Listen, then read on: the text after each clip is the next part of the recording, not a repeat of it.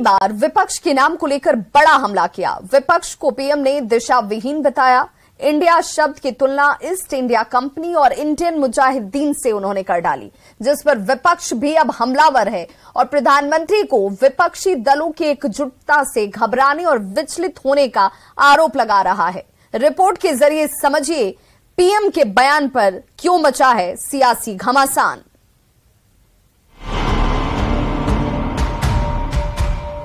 प्रधानमंत्री नरेंद्र मोदी ने विपक्षी दलों पर अब तक का सबसे बड़ा हमला बोला है। पीएम ने मंगलवार को विपक्षी गठबंधन Indian national developmental inclusive alliance यानी इंडिया को देश का अब तक का सबसे दिशाहीन गठबंधन करार दिया और ईस्ट इंडिया कंपनी के साथ ही इंडियन मुजाहिदीन जैसे खूंखार संगठनों के नामों का हवाला देते हुए कहा, ऐसा दिशाहीन विपक्ष आज तक नहीं देखा।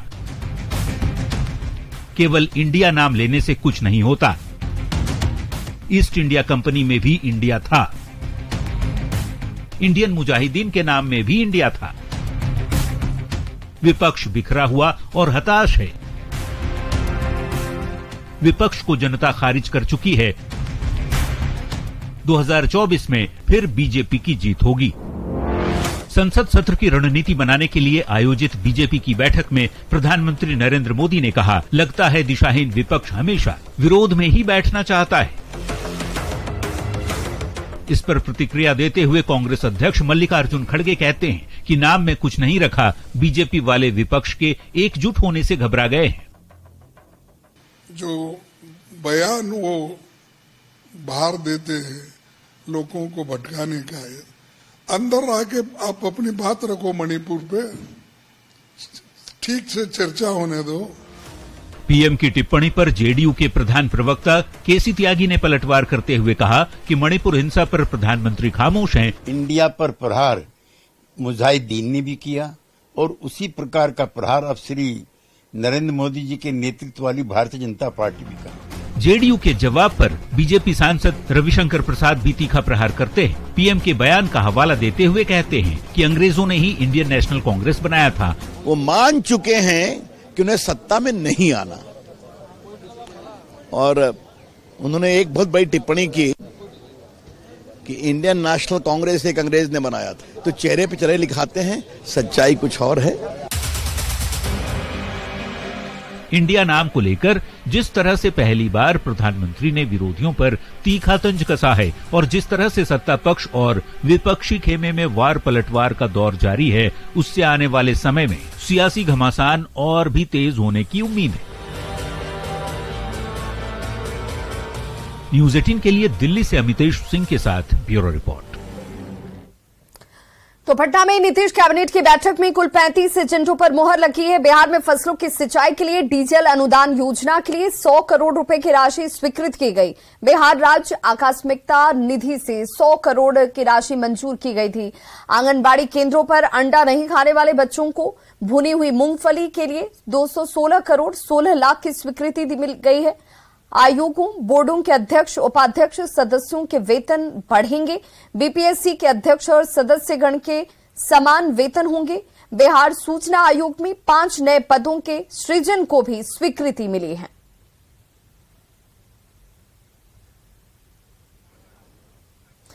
बिहार के शिक्षा मंत्री चंद्रशेखर ने जिन जिन अधिकारियों को मलाईदार पोस्ट दिया था, अब सभी के पाठक के निशाने पर हैं। के पाठक ने मंत्री के आदेश को रद्द करते हुए बिहार स्टूडेंट क्रेडिट कार्ड के प्रभारी पदाधिकारी संजय कुमार से अब उनका प्रभार छीन लिया है। अब फिर से नसीम अहमद को स्टूडेंट क्रेडिट कार्ड का प्रभारी पदाधिकारी बना दिया गया है।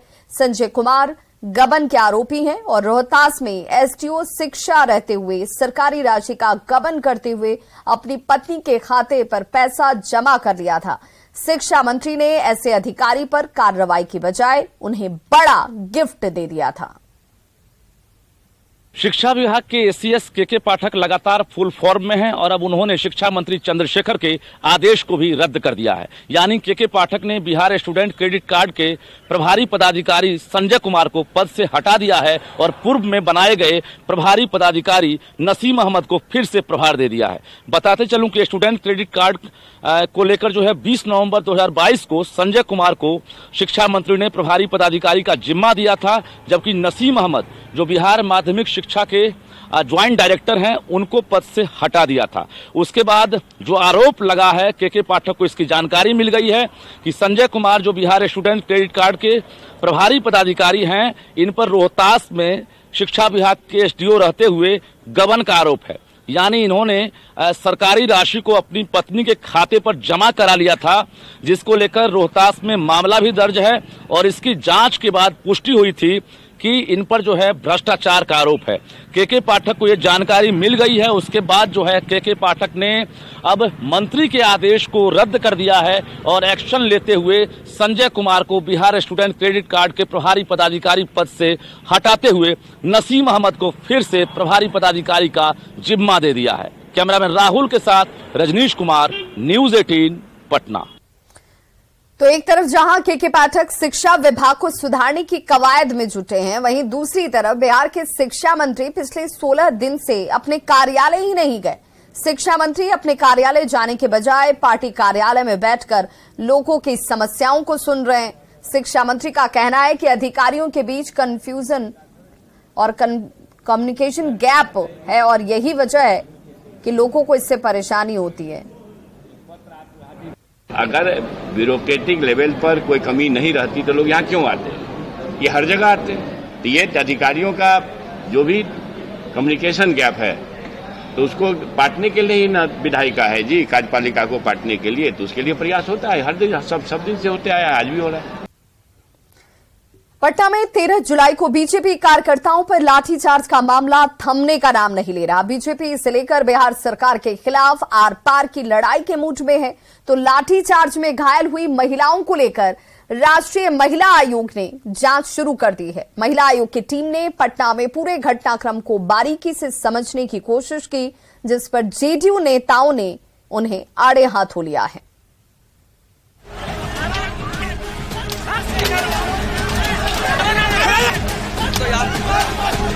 पटना में 13 जुलाई को बीजेपी नेताओं पर लाठीचार्ज के 13 दिन बाद भी सियासत जारी है।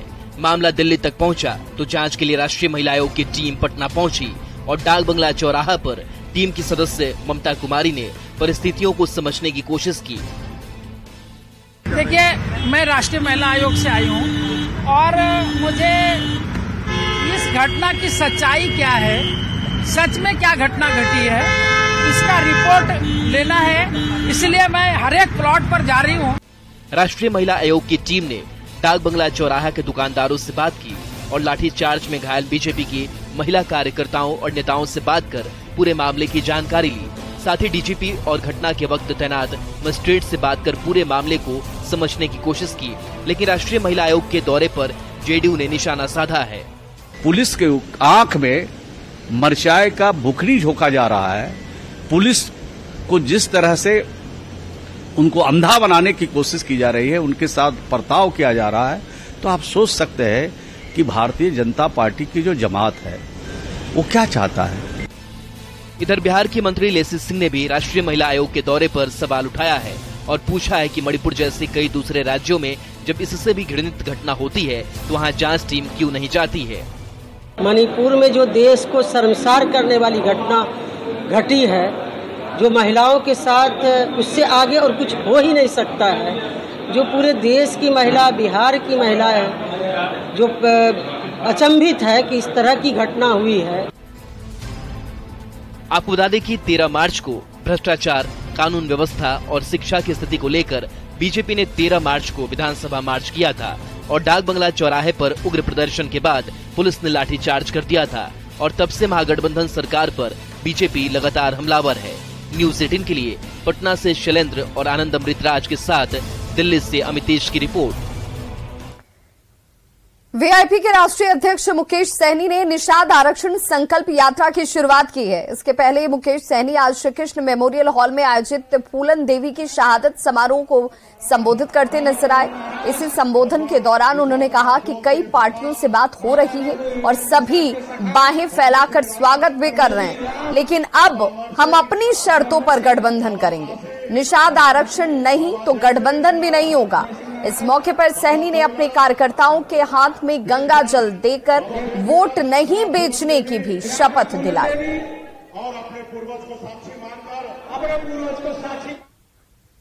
तो इस बुलेटिन में बस इतना ही, लेकिन न्यूज़ 18 बिहार झारखंड पर खबरों का सिलसिला लगातार जारी है।